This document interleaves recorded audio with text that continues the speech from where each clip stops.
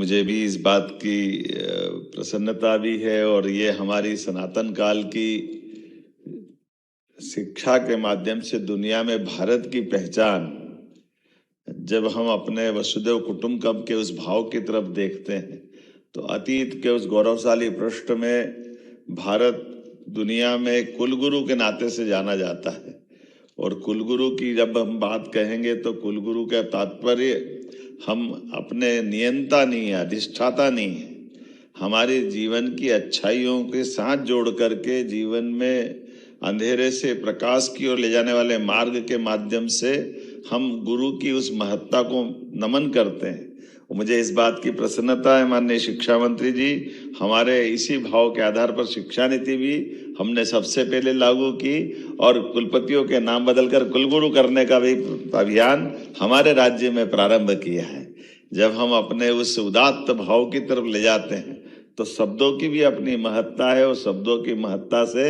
हम वो सब कुछ जोड़ना चाहते हैं जिसके माध्यम से शिक्षा के आधार पर व्यक्ति के जीवन में बदलाव आएगा।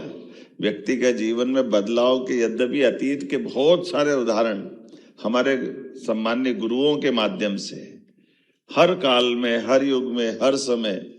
जब कभी किसी ने कोई बड़ा परिवर्तन किया है तो उस बड़े परिवर्तन के बदलाव में उसकी शिक्षा, उसके गुरुओं की बड़ी भूमिका है। और इसी आधार पर जब हम अपने शिक्षा नीति की तरफ देखते हैं तो यशस्वी प्रधानमंत्री का और माननीय धर्मेंद्र जी का जोरदार अभिनंदन करें, जिन्होंने शिक्षा नीति 2020 लागू करके उसके दायरे भी खोले और शिक्षा नीति जो हमारी भविष्य की चुनौतियों में अपनी सार्थक भूमिका अदा करे। भारत दुनिया के अंदर अपनी बौद्धिक क्षमताओं के युवाओं के लिए एक उन्नत आकाश का मार्ग देता है। आओ आगे बढ़ो और सभी प्रकार के क्षेत्र में जो आपकी क्षमता, योग्यता है, सारे दायरे खोलकर बढ़ाने के लिए प्रेरित करता है। तो हमने अपनी शिक्षा नीति लागू करने के साथ अगर आगे बढ़े तो हमने पीएम एक्सीलेंस कॉलेज 55 खोले, जिसके आधार पर शिक्षा नीति के समेकित रूप से सभी प्रकार के वो सब विषय जोड़ करके जिसमें शिक्षा नीति को लागू करते हुए आगे बढ़ने का संकल्प किया। स्कूल शिक्षा के साथ उच्च शिक्षा में हमने विश्वविद्यालयों के भी लिए आज अपने भले ट्राइबल का बेल्ट हो टंट्या मामा के साथ हमने खरगोन में विश्वविद्यालय दिया तो 1857 के हमारे अमर योद्धा टंट्या मामा के साथ साथ हमने अपने गुना में भी